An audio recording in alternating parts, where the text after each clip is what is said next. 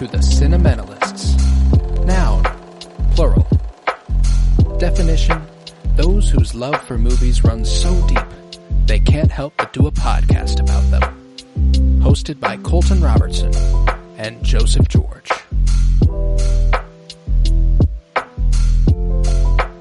Hello everybody and welcome in to the Cinementalists, where we continue the Spooktober edition of Cinema Surprise. This week is Joseph's pick with Bram Stoker's Dracula, originally released on November 13th, 1992, written from the novel, adapted from the novel by, of course, Bram Stoker. And my phone's been acting all fuckety, so I'm assuming it's written by Francis Ford Coppola. It wouldn't be. That'd be stupid. Who would assume that? James V. Hart wrote the screenplay. It's directed by Francis Ford Coppola. I'm Colton Robertson. I'm joined by Joseph George. What's up, homie? Oh, what up, what up? Always a pleasure to be here. Oh, and it's always a pleasure to have you. So we got you a little bit of a first viewing under the belt. Whenever you brought it up last week, I didn't make my love for the movie a mystery. How'd you feel about it?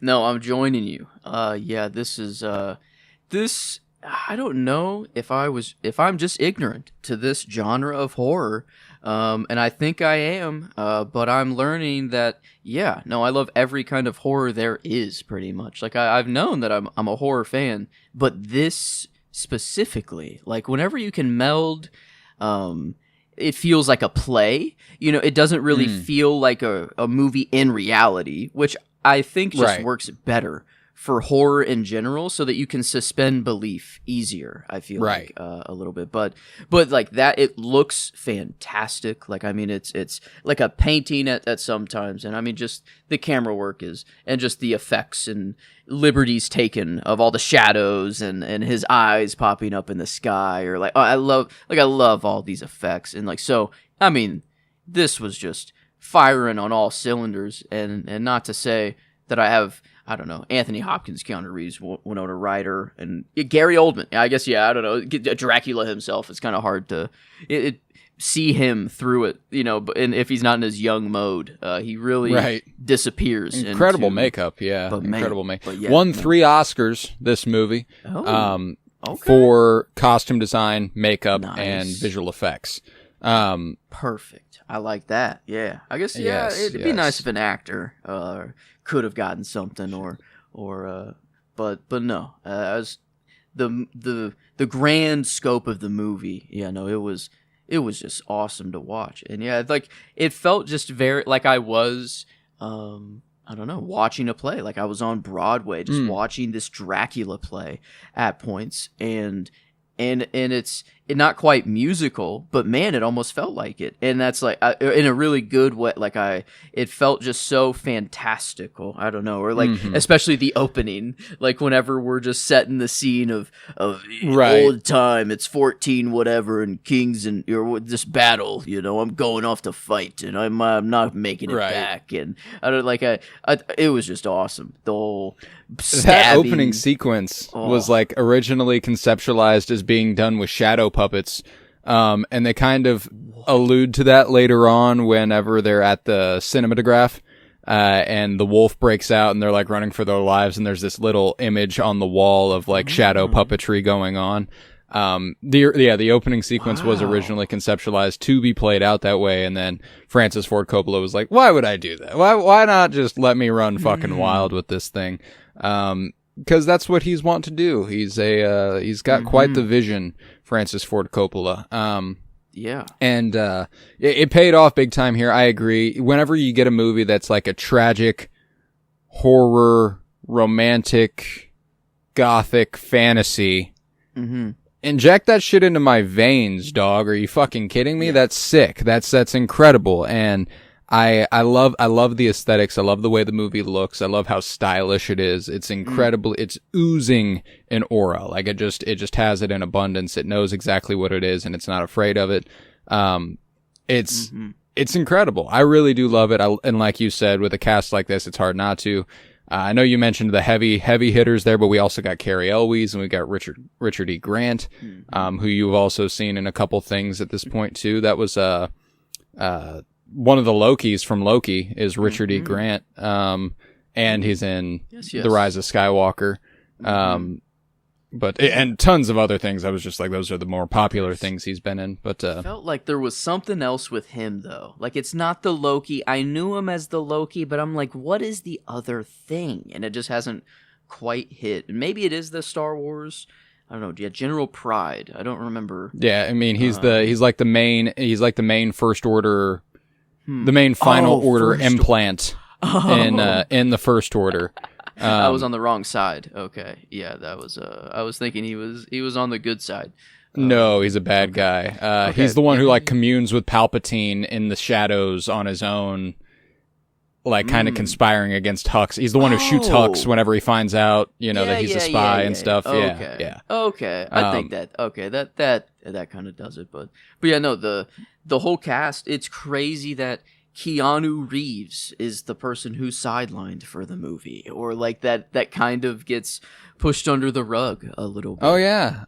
And when it comes to the performances on display, I love Keanu Reeves with all my heart. That's no mystery. We've made it the personality of one of the sign-off line on our original Penny Bloom podcast for years was peace, love, and bloom, and always praise Keanu Reeves. And I'm going to praise the character of Jonathan Harker, but Keanu Reeves is like a square peg in a round hole here. Francis Ford Coppola's reasoning for casting Keanu was also kind of empty. Also, he wanted to put asses in seats. He wanted a hot young guy to play Jonathan Harker, and Keanu Reeves was the biggest movie star on the face of the planet at the time.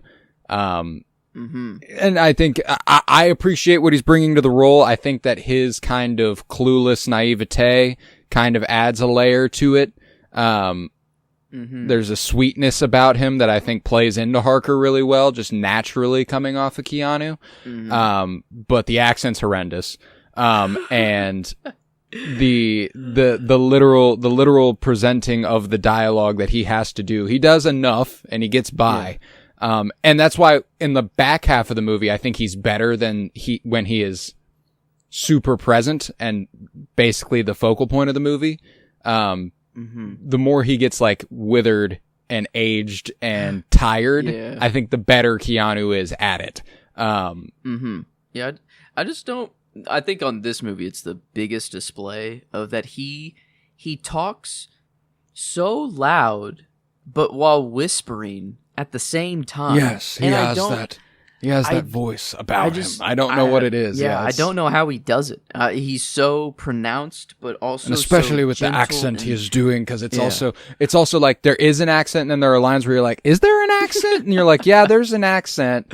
Yeah. So I all that to say, I love Keanu Reeves a lot. But this movie, it's one of those rare times where for me, he is the weak link. I think that there's a, and that's just because there's a lot to love though. Anthony Hopkins as Van Helsing is incredible. Gary Oldman as Dracula it's Gary Oldman. He's one of the best living actors. He's fucking incredible. So like him as Dracula is a shoo-in, and Winona Ryder is a godsend. I fucking love that woman. She's one of those actors. There's this class of actors who, whenever I watch a movie with them in it, I find myself in the days after watching more movies with that person in it. And Winona Ryder is one. Humphrey Bogart is another one, for example. So like it's a very limited cache of actors there, and she's definitely in it. 'Cause I mean, Heathers, Beetlejuice, more recently Gone into the Night, and Destination Wedding with Keanu Reeves. Also, that's a fun little romantic comedy. She's done just so much great stuff and so much ass stuff, but she's always good, and that's what I love about her. I think was it this Keanu was on some late night show, and they asked him, did you know that this actress actually had a crush on you during the making of the movie? And he was like, oh, that's the weird thing. Like, I also had a crush on her during the making of the movie. And I think, was it this? Or I don't know, maybe... There is an incredible behind-the-scenes story here. I don't know that this is the one they're talking about. I would believe it. They're both very, very big stars at the time. They're both massively attractive people. It would make sense. They have a lot of chemistry and a lot of time together and a lot of time apart, but they still text each other on like birthdays and stuff. Like, she calls him husband and he calls her wife. Because the scene where they shot their wedding was shot in a Greek Orthodox church and was done with an actual officiant. And while in the eyes of the law, they might not be married, in the eyes of God, they might well could be. So like, wow. they are spiritually tied according to this religion, which is funny. That is technically in the eyes of God, married, which is hysterical. They're married. Hey, before taxes and before governments, that's all marriage was. You didn't have to actually go to the freaking office and do anything different. You know, it was just hey, this is what we're doing now. And so, yeah, no, they're married. To me, no, that's all I need. I love this couple. And I don't know, but yeah, no, he kind of just gets kind of sidelined a little bit. I mean, like, whenever you're competing against the story of eternal love, and like this, like she's also being very manipulated at points, but then, I don't like, I will say, like, the first and second act, I have like zero problem with any, the end, I don't know, not that it lost me a little bit, but like it just wasn't, it didn't feel like it was the same as the first two acts. And I don't know what it is. Like maybe it was just it's a lot quicker. More happening, and there's a lot of just action. It's much quicker. A lot develops very quickly in that. It's kind of like the Avengers assembling too. Like, everyone's on the same team, everyone's on the same page, and we're like, oh shit, we're building to the final battle. The battle happens, it's over. And I do like the resolution. I like the end of this movie. Like, the last couple minutes are incredible. And don't get me wrong, I also like the last act, but I agree that it is the weak link of the film, structurally. I think that the breathing room we get in the first act, the building of Jonathan Harker and the history of Elisabetta and Mina's tie to Dracula and him longing for her, and there being this weird, I like the mysticism and the vagueness of the connection Mina and Elisabetta actually possess. Like, I like that it's never, the movie leaves you going, well, it must be like a reincarnated spirit sort of thing. Like, she's rolled over and she's continued. And I do appreciate that. I love that angle of like, eternal love, and it's hopelessly romantic. And I think that that's something that a lot of adaptations of Dracula and vampires generally could use. I think that they're supposed to be longing. I think it's supposed to be sad. I think it's supposed to be tragic. And a lot of vampire stories do play with that. But this is one of those rare movies where Dracula isn't as much a villain as he normally is. And don't get me wrong, he's not a good guy. I'm not trying to say that, but like, there's motives, the motives there you can kind of understand, which is an interesting way to paint, the Prince of Darkness, if you will. Because the movie I'm comparing it to is just my introduction to this story.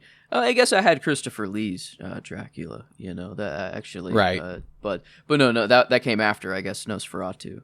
But yeah, the new Nosferatu is just so much hornier, and maybe that's why there's not this like true romantic angle that we get in Nosferatu. It is just kind of like, nah, that dude's just Dracula and he's horned up, and I don't like. No, and I've only watched that movie once in theaters. I desperately need to revisit it, and I almost certainly will this month at some point.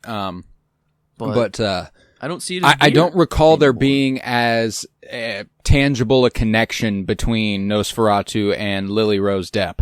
I don't remember there being like a reason he chose her. It was just kind of like, you are the one I'm horny for. She called out to him. At the beginning of the movie, she was like, I want you to bounce on it crazy style.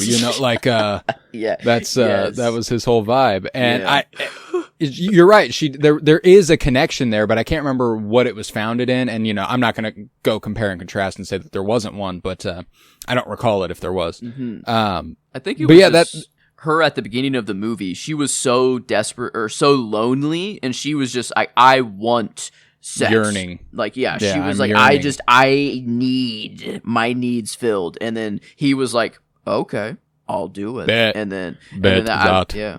But yeah, no, this connection was so much cooler of, I don't know. Like, I feel like this is, it's based on, the book or, like, is this like a very, very close telling of it? Because I feel like Nosferatu. No. Oh, really? No. What I love about adaptations of Dracula and Nosferatu is that the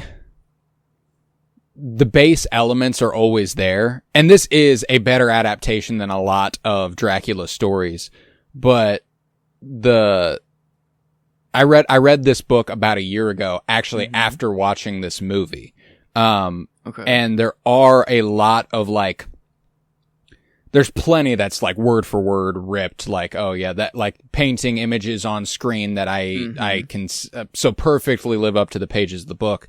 But I think that the movie adaptations allow a lot more interesting character to be created for Dracula. When it comes to the book, the most interesting characters is usually Jonathan Harker. For me anyway, it was Jonathan Harker, and it was, the humans. In this movie, I think Dracula is the most interesting character. Which is not something that is typically the case. And I think that's something that like Nosferatu and the previous Nosferatu adaptations, because the only other one I've seen besides the one from last year is the original one from like 1927.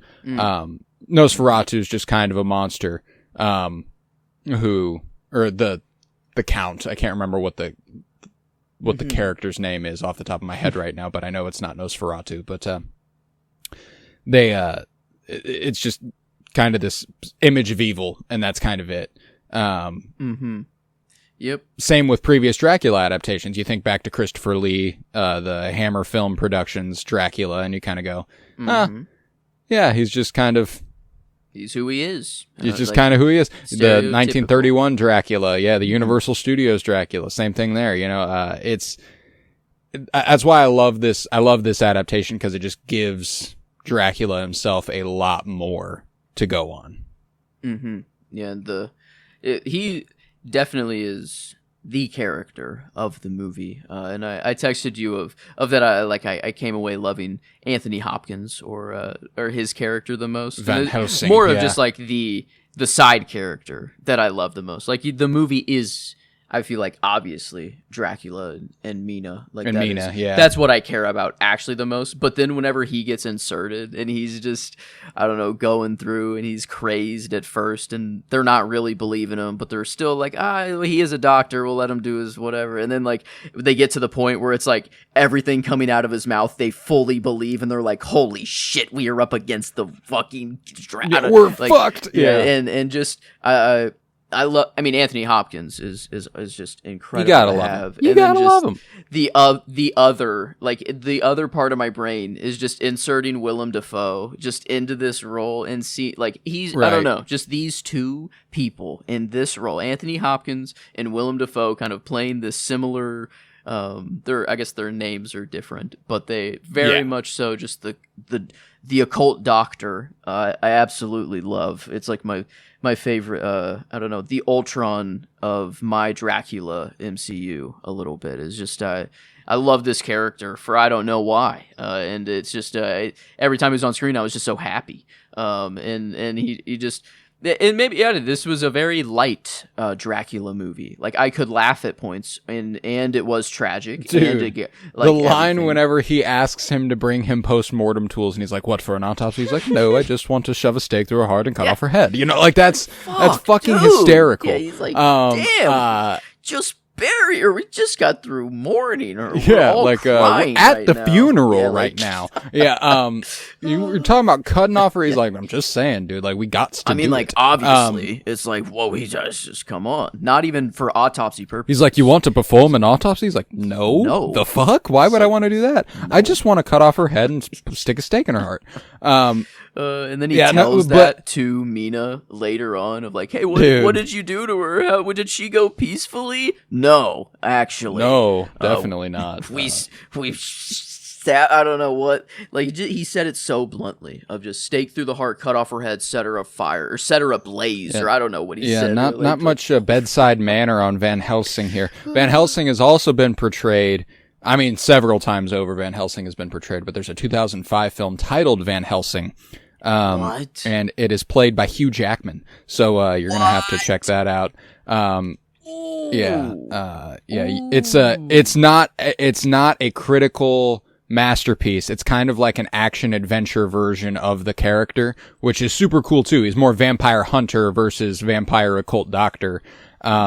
Which is stereotypically what Van Helsing has come to be as a vampire hunter in most people's minds. But, it's a fun one. It's a super fun movie. I like that one a lot. Not nearly as good as this, but very, very fun. That's another. But yeah, and it was Count Orlok, I believe, if I'm remembering correctly about Nosferatu. Yeah. I think it was Count Orlok. It was going to kill me unless I figured it out on my own. So I've been thinking about it in the background all the while. It's Count Orlok. So. I have the page open if you need any other names in there. What's funny is I feel like I remember Willem Dafoe's character a little bit more. It's like Von Ehrling. His name's very long. There is a Von in there though. There is a Von. I don't know. Yeah, I don't know then. Albin Eberhard von Franz. Eberhard. Von Franz. Eberhard. Yeah, I don't know. Eberhard. Yes, but Eber. Mm-hmm. Yeah, Thomas Hutter is Jonathan Hutter to Harker, and Orlok to Dracula, and all this good stuff. There's a very obvious. Yes. They basically made the original 1927 Nosferatu film as a means to dodge copyright.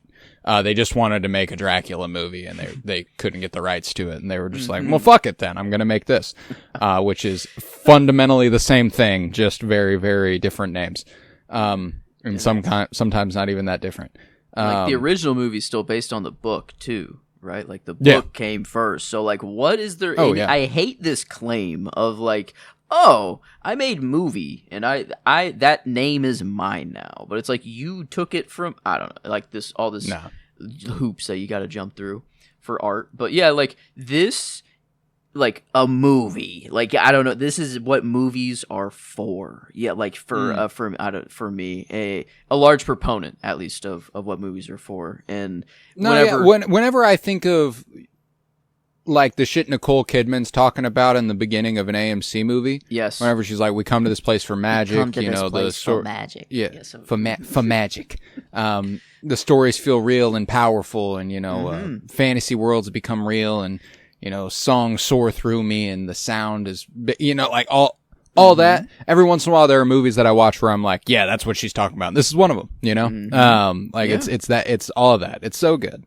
The magic of the movies. I mean, they do got it right. It does happen. Look at me on Keith Urban. I'm going to divorce Nicole Kidman because she wants to fuck me so bad. Pussy. Damn. Nicole Kidman, ever since blue was it Blue Velvet? Yeah. That's Laura Dern. Nope. Wrong. Wow. Wait, that's crazy. That's like Batman Forever, maybe? Are you thinking of Batman Forever? Maybe? She's in that with Val Kilmer. But wow. No, I think I was mixing up the two.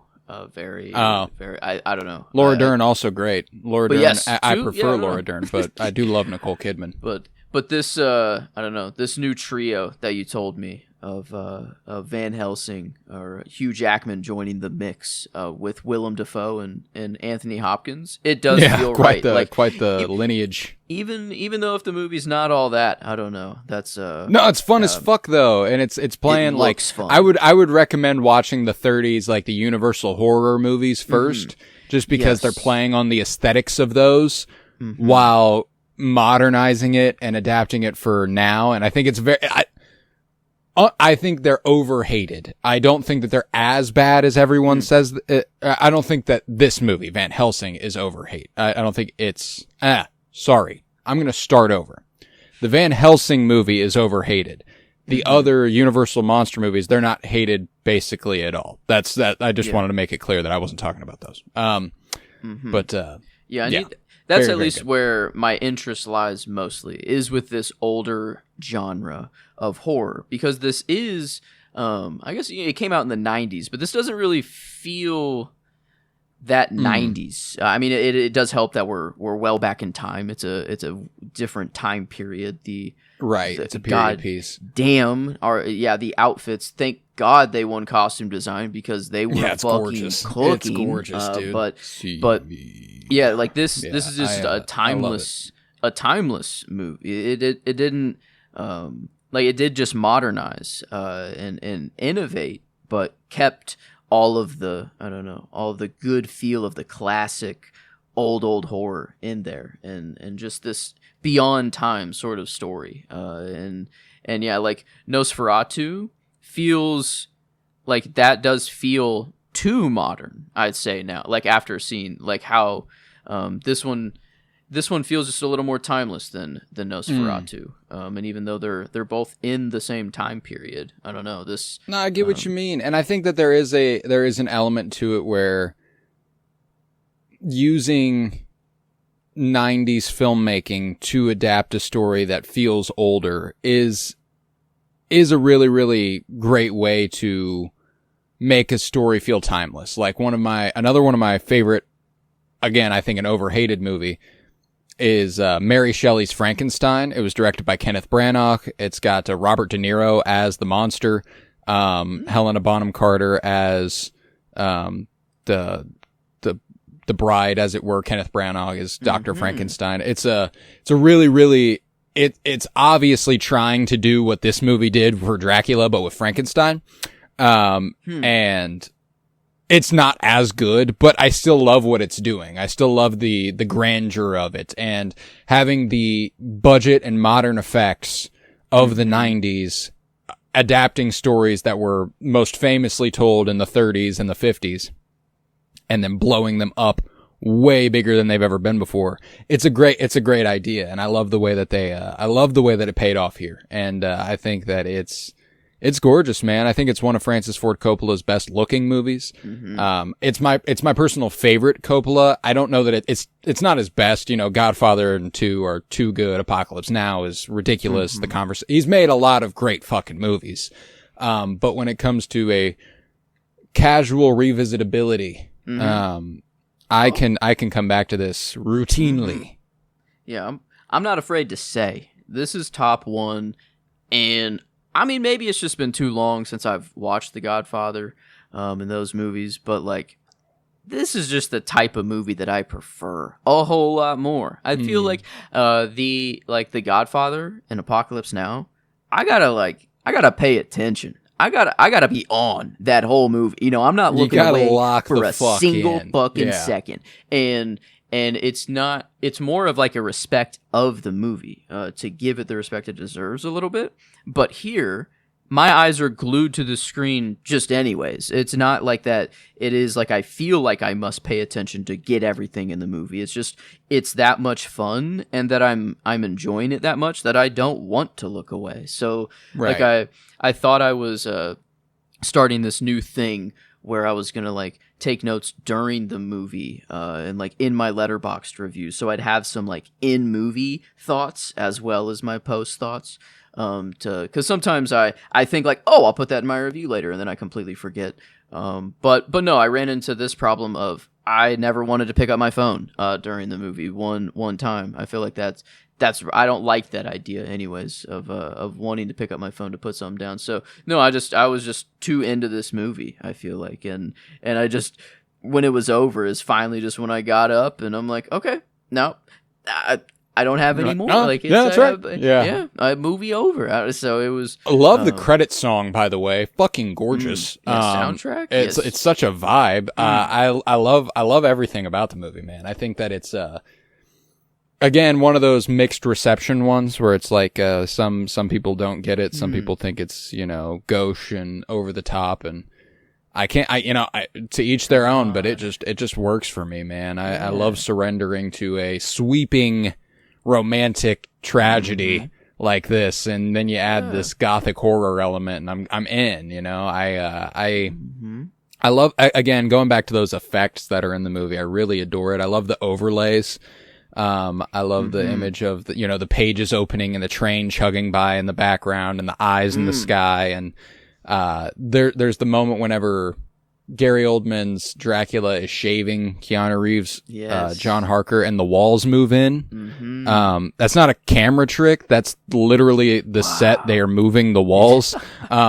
That's cool. It's incredible. Design. Did they win for? I guess I don't remember They got nominated for art direction, but I don't think they got anything for production design, which is kind of wild, all things considered, because it's a gorgeous, gorgeous movie, production wise. But yeah, that's very. I mean, nothing took me out of it. I guess there was everything, and maybe it was because it was that play.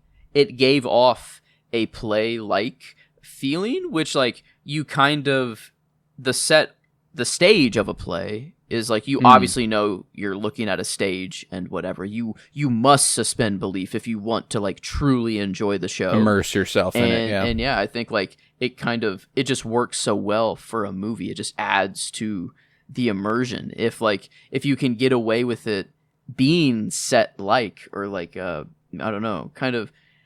But then the set does blend away. Like eventually it is like at points we're not on a set. I don't know, and it does feel.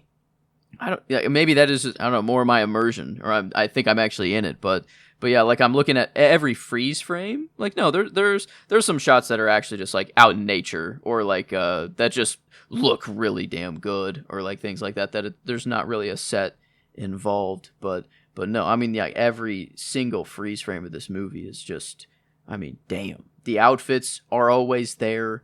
The freaking, like, the way that shaving scene, whenever he looks back and licks the blade, and, like, you see, I don't know, like, it's just framed so well. They're...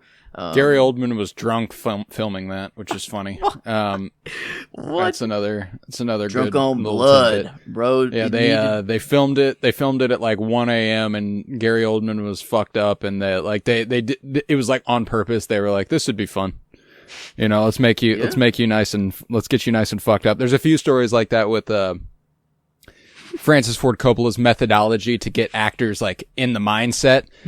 So he had Gary, and I don't know if that was one where he had Gary Oldman get drunk or something, but I imagine it didn't take that much coaxing.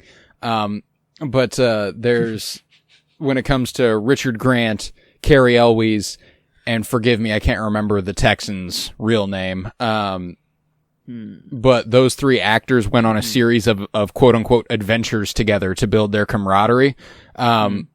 They like went horseback riding together and took a hot air balloon up in the air and stuff, like in their own time, like not like we're going to film this. No, like it's yep. Like you guys go do these activities for us while we film this, and then come back and we'll get you all dolled up and we'll do some fun stuff.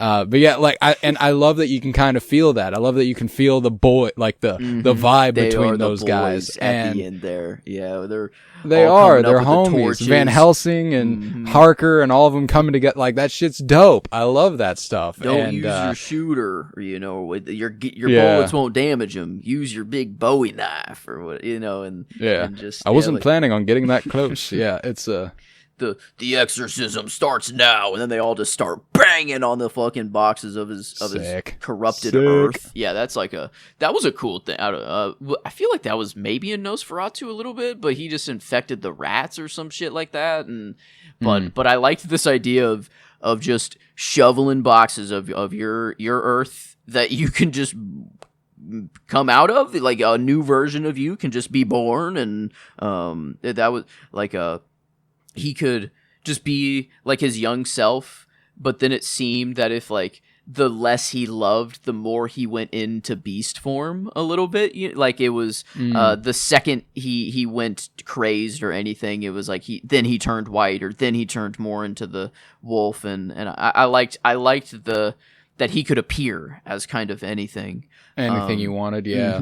That was really cool, because in Nosferatu it felt like it was just his regular form and then a shadow form, and that, I don't know, it didn't really feel like they played with that too much, but it felt like... I love the shadows in this. I love the way the shadows look like, and I'm so curious practically how they pull that off. Yeah, like Gary Oldman walking around, like, I mean, he said he wanted to do the opening with shadow puppets, and I feel like they have to be using some form of a puppet here, or like this is, it's not... Oh yeah, something like it. But yeah, it was... that image of the shadow reaching for Harker behind him, and then him appearing on the other side of him and stuff like that's sick, man. I love stuff like that, and yeah, no, I love Winona Ryder. I love Sadie Frost. Underrated part of this movie is Lucy. There's never been a woman who's played horny more convincing.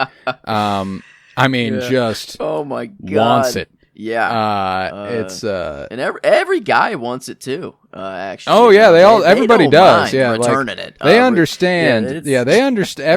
Everybody in this movie understands the assignment. Get horny. Get H for anybody. She literally had a love quad, and not just a triangle. Those boys we were talking about all wanted her, all in love with her. You know what I'm saying? Like, all of them were like, I would like to marry you. And then she was like, I'm going to marry this guy you guys haven't met yet. And he's like, and they're like, oh, okay. All right. I guess we'll still stick around, actually. We're not leaving. We ride for Lucy. Yeah, we ride for Lucy. It's okay. No, I love that shit, man. I think it's so fucking good. And I think what I really love is how much it understands the inherent, like, sensuality of vampirism.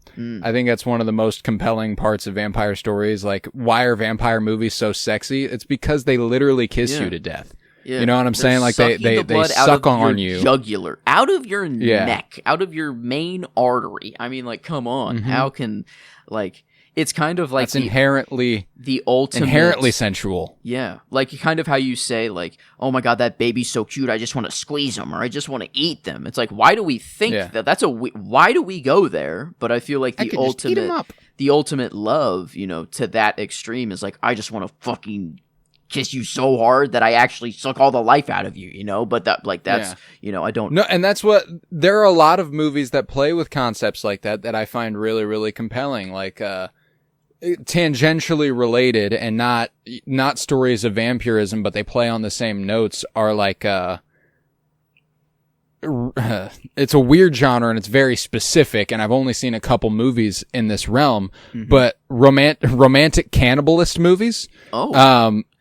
Bones and All with Timothy Chalamet, and directed by Luca Guadagnino, and that movie is incredible, and it is so romantic, and it's so sensual, and it's about these two lovers who eat people, and like how they have to cope with day-to-day life. Trouble Every Day is another one. Claire Danes, an incredible movie from the early 2001, I think.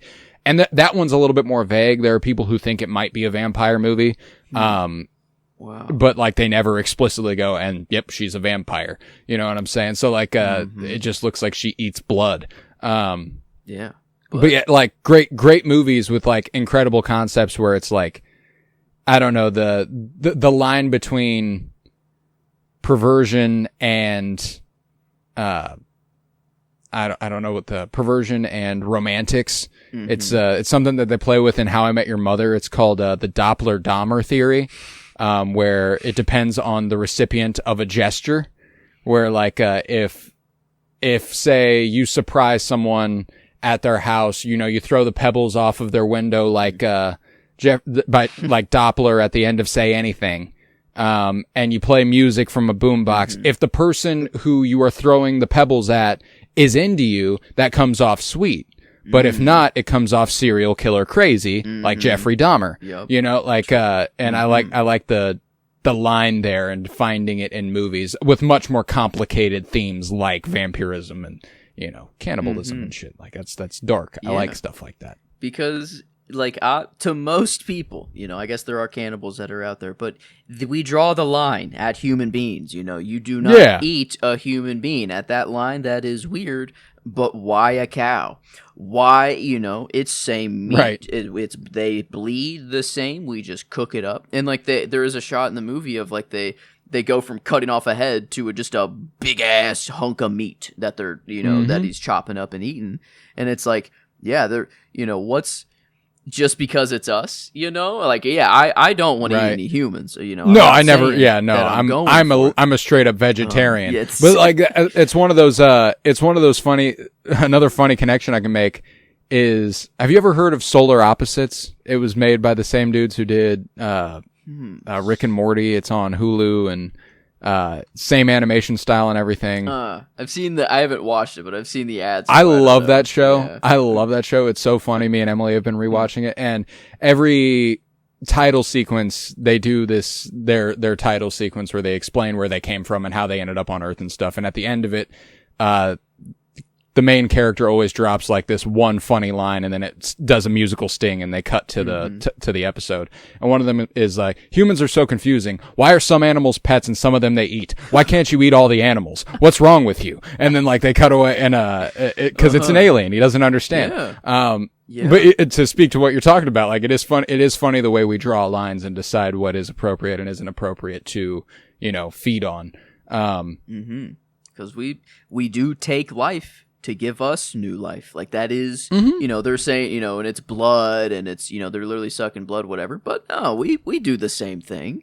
In whether it is a plant, still that is once alive before, but now feeding you. So it's this, you do need life to fuel life, but this line, where do you draw the line? And the fact that it is different for every person. You do have people that don't eat meat. That a very further down the line than a lot of other people, and it's I don't know. I think that they don't really get into that. I don't think here too much. It's more not strictly for vampires actually, and for the love story here. But no, this is at least if I had to theory, there's not much theory juice in the movie, which usually is a big proponent of me liking it. But if there's zero theory ability and I love the movie, then it's something's going really right. That good. Yeah, it's something's really going right. Yeah. So. No, and one of the things that I love with vampire stories is the inherent isolation and lonesomeness of eternity, of being alive forever. It's super sad, and I love the idea of Dracula. He's I am the last of my kind. He's the last. He is the last of his kind. He's the only, as far as he knows, only vampire besides his brides who pop up out of the bed. And bite Keanu Reeves' junk. Damn. Bro got eesh.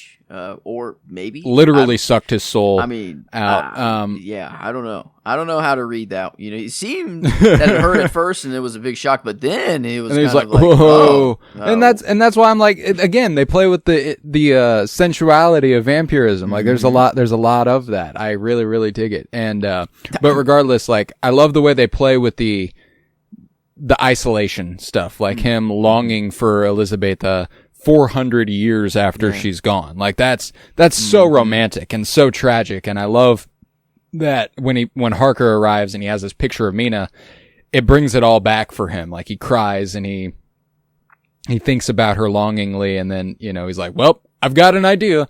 Gotta go get me some Mina.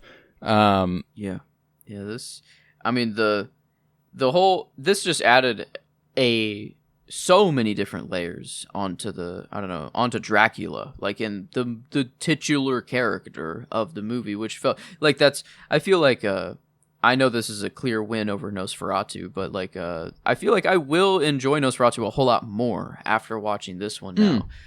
But this, I don't know, just gives so much more to his character, and you actually have that, the opening, establishing that he was just a normal guy, and a king, or I guess he was a king, not just any relative guy, but not, he was mortal, and it was this misunderstanding, really, he thought he was betrayed by God. I guess it really just betrayed by that guy, whoever shot that arrow that said, you're dead, and then your wife killed you. So I don't. And that's beef right there. You know what I'm saying? That's like eternal beef. I mean, I see why he is. Like, not just to be like, I'm gonna get that motherfucker, but to be like, for that motherfucker to have been like, you know what? I'm gonna convince his wife to kill herself. Yeah. Like that feels outside the bounds of war. You know what I'm saying? Like that's beef. Yeah. That's crazy. He's like, he's dead. Let's see what she does. Like that's wild. That's out of pocket. And then to take the next step, as Vlad does, and be like, I'm going to become immortal. Like the fact that this was just like at his disposal, that he was like, I know what I got to do. I'm going to stab this crucifix and drink the blood. Yes. It's like a known thing. Everyone knew this was like a thing that they were like, whoa, don't do that. And he's like, I'm going to do it. This blood that's just been waiting in here, it's been waiting for anyone to do it, but no one's done it in all of time. Yeah, no, it was awesome. The opening and him just, I renounce your God, and I had whatever, and then like the culmination of it, whenever the boys finally confront him up in there, he's like, look at what your God has made me, and he's like in his full form, and like that form, like, man, the costumes were incredible. Incredible makeup, incredible costumes. Like, unbelievable.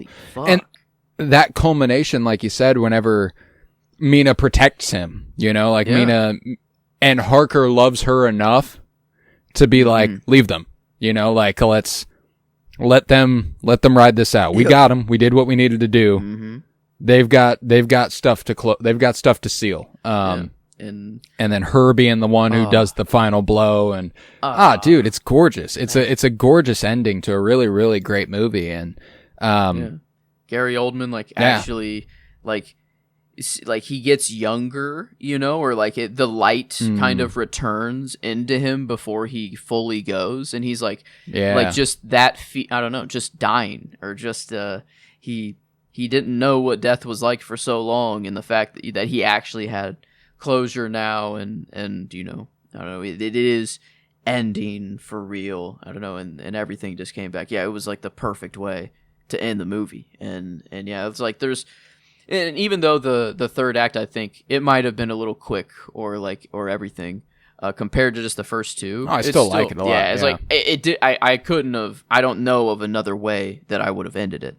So like, I don't know what solution or what to put in its place. I think it's just these are the events that had to carry out here. I don't think it's strictly replacing anything. I think it's extending it. I think that the last act should be longer. True. I think because I don't have I don't have problems with the movie stretching. It doesn't feel long. It feels like it hustles at the end, like to get to the end. And I think that the whole back and forth where they're like, and then he led us astray, and we went this way, and then we went that way. Like, there's a whole movie in that.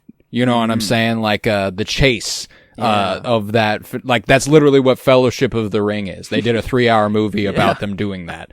You know what I'm saying? Like, that's pretty Lord of the Rings-esque at some point, especially that. There's a lot there's a lot of fantasy. Well, it's just that fantasy element, Like, I think that it's almost certainly influenced aesthetically from the Lord of the Rings books, and then the Lord of the Rings movies are almost certainly somewhat, when it comes to fantasy, I feel like there's always going to be overlap, but I appreciate the way this plays into those aesthetics more than strictly horror aesthetics. I think I think it's a wise choice. And I think it's something that Nosferatu, for example, could have benefited from. I do appreciate the grand gothic thing that Nosferatu has going on, and Robert Eggers has always motivated himself to maintain a grip on what's real, kind of bringing these horror elements into the real world. I don't know, though, the Northmen, he gets pretty wild with it, and they go to, like a Valhalla and shit like that, but DMT trip or whatever the hell, ayahuasca, whatever they do, I don't know. No, but regardless, I think that Nosferatu, I'm excited to revisit it, and it's obvious that this is the paramount influence on that movie, and Yeah, man, I love it. I love it. I don't have much else to say. It's a really simple movie. It's a really simple story. But just glad I got to see the 4K fucking scaled gorgeous. up version. Yeah, it's Gorgeous. like thank God for film. And yeah, I guess now digitally, if it's filmed in 4K, like, can it really get much better? But who knows what screen technology is going to be like in 10, 20 years, whatever. Like, the fact that this can always scale up and look just as good or even better over time is really, really cool. And yeah, it was just gorgeous. Actually, just had to rent it because it was on Netflix, and I forgot Netflix finally pooped out. But very easy. Oh, yeah. Very glad. I don't know. I felt good to actually pay money to watch like this. Yeah, I miss kind of. Right. I miss actually no, I'm gonna pay $1 to Redbox to actually physically have this movie. The rent made me feel a little. No, I like that. renting movies. It's nice, you know. I think that it does harken to the days of old, as in, you know, the late 90s, early 2000s. Did the money actually go to the I miss creators of this Blockbuster. movie? We're Probably not, I can't believe we're the last generation that got to go to Blockbuster. I'm so glad though that we did. Like that's crazy to say that they'll just never know. But it's a relic of my past too. Like, I was so young the last time I went to Blockbuster. God, what I would give. Dude, it's the shit. But yeah, no, man, I love Bram Stoker's Dracula. I think that it's one of my favorite horror movies of all time. One of my favorite Halloween movies of all time. Best when it comes Francis to Ford October, Coppola this is going to be of all time. Yeah, definitely my favorite. Definitely my favorite. Best is a hard. That's tough. It's always hard. It's always a hard line. But my top one might be my favorite Winona. I don't know. Ooh. It might be. I haven't given that much thought. I love Winona Ryder though, so that's I mean, Heathers is really where I have a hang up there. I love that movie. Yeah, Little Women. Beetlejuice is great, but it doesn't. Not for me. But I haven't watched that version of Little Women. That one I've always heard, and I do need to check it out because I love that cast. I adore that cast. So Bale. Christian Bale is Timothy Chalamet. Yeah, he's Laurie. I'm pretty sure that has Susan Sarandon, Kirsten Dunst. Yeah. Okay. Yeah. Wow. Yeah, some goodies in there. So I definitely need to check it out. But yeah, Winona, she's been around the block and she's done some incredible stuff. And I'm glad that Stranger Things kind of gave her the resurgence that it has, because she deserves it. She's still an incredible actress. So, and you know, Beetlejuice last year was fun. May not have been incredible, but goddamn, she was funny. She was great. She had great chemistry with Jenna Ortega. Michael Keaton's always funny. Hard to be like, this is bad. Nah, it's fun. Catherine O'Hara's a hoot. Love her. But yeah, so love Bram Stoker's Dracula. Incredible movie. Any parting thoughts before I do some plugs and then announce what we are doing next week? I'm just ready to hear what the kind of end is before we get. Yeah, it's exciting. I'm still kind of between a couple. I've got one that I'm leaning towards, so I'm excited to get to it. But I will do the plugs in the meantime. Obviously, this is the Cinementalists. We are going to be concluding our Cinema Surprise era here pretty soon. We are going to be moving to a semi-similar format, but I don't know. I think that Cinema Surprise, as far as marketing is concerned, does a detriment to our ability to promote. So we'll we might establish what we're gonna do next month. I don't know. Who knows? But regardless, Cinementalists, leave a 5-star rate and review, download wherever you might be listening, check us out on YouTube, wherever. We are also doing Fire Pod with Me, a Twin Peaks podcast, friendly to the first-time viewer and the rewatcher alike. I am rewatching it. Joseph is watching it for the first time, and we are currently discussing Twin Peaks: The Return. We've gotten that far, and we've only got 14 weeks left, 15 weeks left, something in that realm. Tons to go. We're going to be going all the way into February. So if you've never watched Twin Peaks, you have to. And if you happen to want to listen to a podcast to go with it, we have one of those. And if you've seen Twin Peaks, go ahead and check it out. Throw us a listen. It's so much fun to listen to Joe spin yarns about the most asinine shit you've ever heard in your life. It's incredible. And I love, feeding him egging him on, and then when he's right about things, ripping the rug out from under him and going, "That's fucking stupid, Joseph. Why would you think such a thing?" It's the I've best never show done ever. that. It's the best show ever. It's so good. I love that. It is my favorite show of all time. So if you can, go ahead and check out Twin Peaks, and if you want a podcast with it, fire pod with me. We are also doing Geek with Me, not on a regular basis right now. It is kind of semi-weekly. We've been doing every 2 weeks of late. Peacemaker season 2 concluded. And we discussed that. We are going to be doing, is next week the Frankenstein's monster bit, or was that earlier this week? That will be, I think that's on the 29th, I believe, right? All right, so that'll be after. Or yes, I guess that will be after. I don't know if we did week. nail that down, or if it was the 27th. I'd like it to be as close to Halloween. I would like it to be as close to Halloween as possible. Yeah. So if it's the 29th, it'll be not next week, but the week after. So very excited for that. We're gonna do like a comic book character, Frankenstein's monster, like a draft format. We get 10 things to build our ultimate character. If that's costume, if that's personality, if it's, we can get as specific or as vague as we want. That's kind of, if it's a power set, if it's like a specific, like I want Wolverine claws on my left hand, like that's it, or it could be like, I want Spider-Man's sense of humor, it can be anything. And we're going to use all of that Fantastic to build only on my dick. So exactly, just extendo dick whenever I want. Extendo dick. Exactly. I don't think I'm going there. That one's I don't just think for I this would pod. either. That's but a waste of a 10. I don't think I would either. But yeah, I mean, elongated man, type shit. It could, we could go there. So yeah, looking forward to that Frankenstein's monster comic book character edition. It's going to be a lot of fun. And that's on Geek with Me. So I think with that, I can go ahead and announce what next week's film is going to be. I was between several. I was thinking about throwing it way back. I was thinking about going Bride of Frankenstein. I'm not going to. I'm going to lay out the potentials. Okay. I was thinking about going Bride of Frankenstein, because that's one of my favorites of all time. I love Frankenstein stories. Like, when it comes to the classic Halloween character, probably my favorite, even over Dracula and all that. I love Frankenstein's monster. I love the aesthetic of that character. I've loved almost every adaptation I've watched of it. And The Bride of Frankenstein is my favorite Frankenstein movie. But it is a sequel, and it feels wrong to cover it without covering the first one. So that was kind of the logic there. There are tons of great vampire movies, but since you hit Bram Stoker's Dracula, I didn't want to double down on the vampire thing. And so there was that. But I did want to do something classic, and I wanted to do something I haven't seen, because we hadn't done that so far in this little stretch. We knocked out Eraserhead, Invasion of the Body Snatchers, and Bram Stoker's Dracula, which I have seen all three. So I wanted to hit something I've never seen, something classic. I don't know if you've seen it. I'm intrigued. One that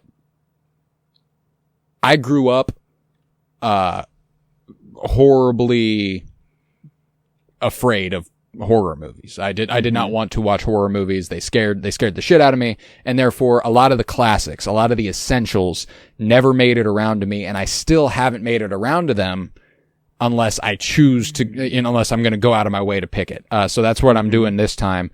Next week we are going to be covering Nightmare on Elm Street. Let's see if I seen the original, the 1984? The 84 Nightmare on Elm Street. I want to get some Freddy Krueger. We love our dreamscapes. We love discussing what happens in nightmares and in dreams, and it felt right up that alley for us. I look forward to it. I've never seen it. It's somehow escaped me.